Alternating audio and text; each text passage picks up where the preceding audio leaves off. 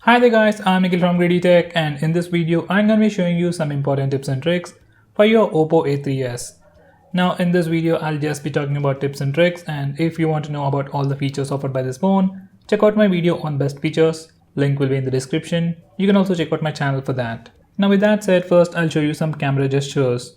Now this is the default camera application, and for the rear camera, if you click this toggle over here, you have this tab button. Now you can simply tap the screen to take a picture. It even works for selfies as well. So this is the front facing camera. Just click over here. Now click tap. Now you can simply click the screen to take a picture. Next, we also have a gesture. So just select that gesture and you can simply show your palm now to take a picture after 2 seconds. Now this gesture is super handy, especially for taking selfies. Now those were the two camera gestures. Next, I'll show you how to use split screen mode on this phone. Now, if you want to use two applications on this phone at the same time, there are 3 different ways to do it. First, you can go to the recent apps page, swipe down on any of these applications. Now select split screen. Now that current application will open in a split screen window at the top. Now you can select the secondary application from the list over here, or you can go to the home screen and select the secondary application from here. Now another way to do it is press and hold the recent apps button. Just do that.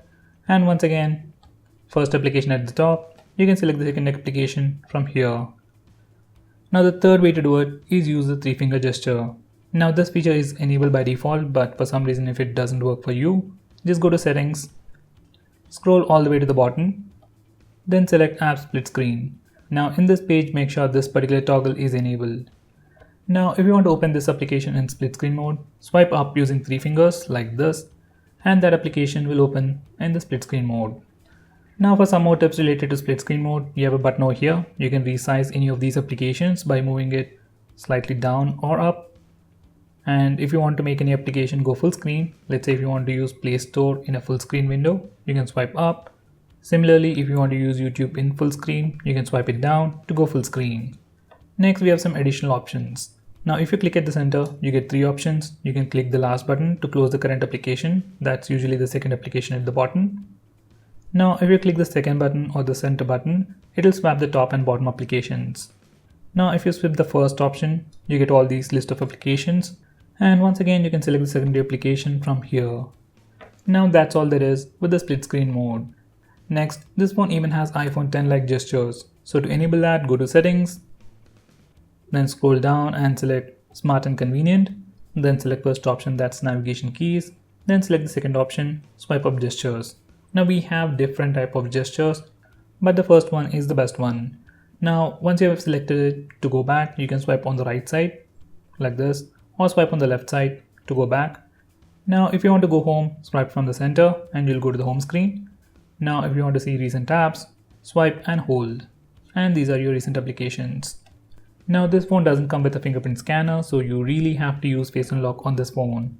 So to enable that, go to settings, then select face and password, then select face and enter your screen password. That's your phone's password.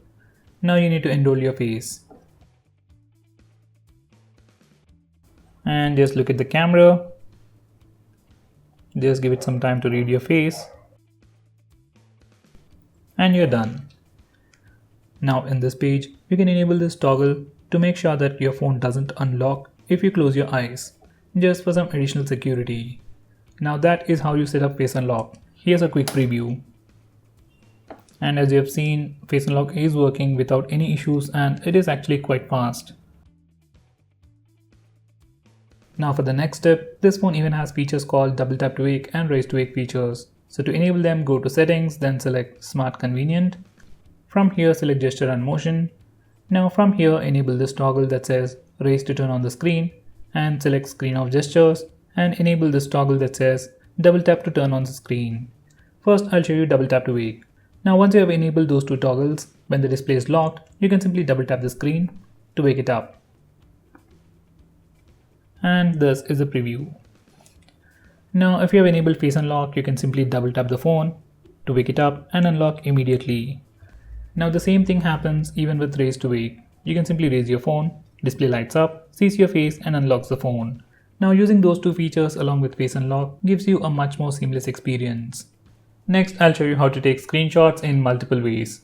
Now to take a normal screenshot, you can press the volume down and power button both at the same time and your phone will take a screenshot. Now for some reason, if this is hard for you, just go to settings, then select smart and convenient, then select gesture and motion. Now enable this toggle that says 3-finger screenshot. Now once you're done, you can swipe down using 3 fingers to take a screenshot. Next I'll show you how to take a long screenshot. Now let's say if you want to take a long screenshot of this page, take a normal screenshot. You can either use the buttons or the gesture. I'll use the gesture now. Now once you get a preview, click on it and now click long screenshot. Now you need to scroll the page to take a long screenshot. Once you're done, click over here and your phone will take a long screenshot. So here's a quick preview. Now for some more tips, while watching videos on YouTube, you can do a pin gesture to go full screen. Now the video will be spanned throughout the display, even the notch, and you get a very immersive experience.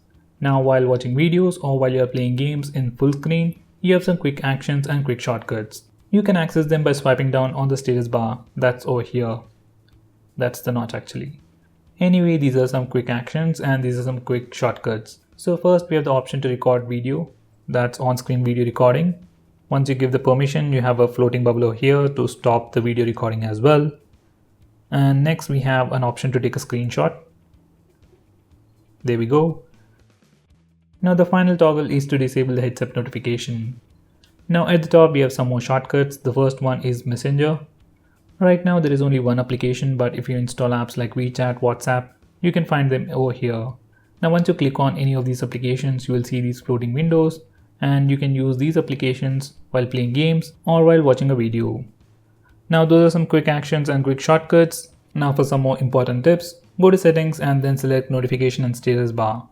From here, if you want to display the battery percentage on the status bar, enable this particular toggle. If you want to display the network usage on the status bar, enable this particular toggle. Now this phone also has a feature like Ambient Display. That is, whenever you get a notification, display lights up and shows you the notification. So if you want that feature, enable this particular toggle.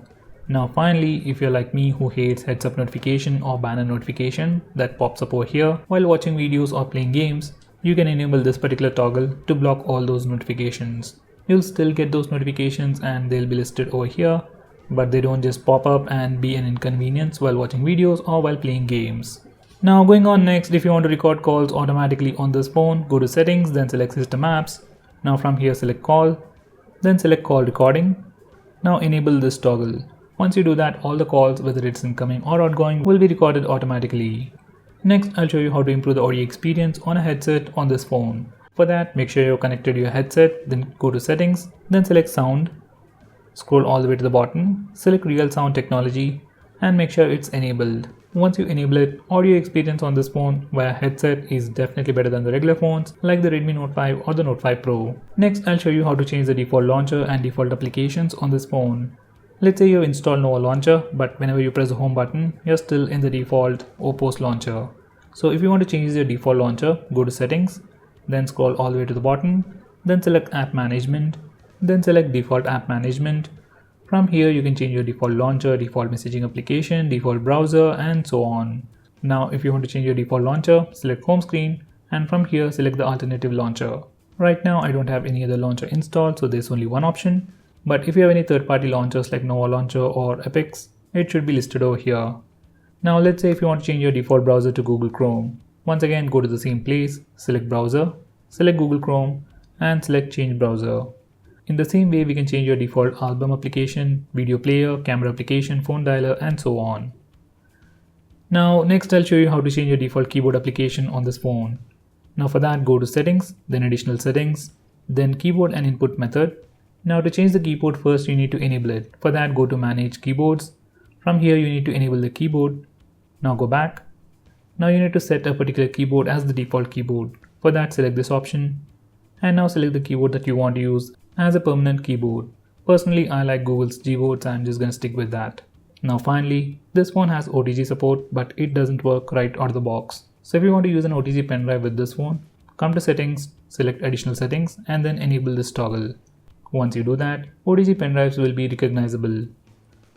So guys, those were all the important tips and tricks for your OPPO A3s, and if I missed out on anything important, do let me know by commenting below this video, and make sure you check out my video on best features of OPPO A3s. And if you're planning to buy this phone, use the link in the description. It really helps the channel, and if you want us to make any specific video, tweet out to us with the hashtag AskGreedyTech on Twitter, and we will try to make it as soon as possible. I'm Nikhil from GreedyTech signing off. Have a nice day.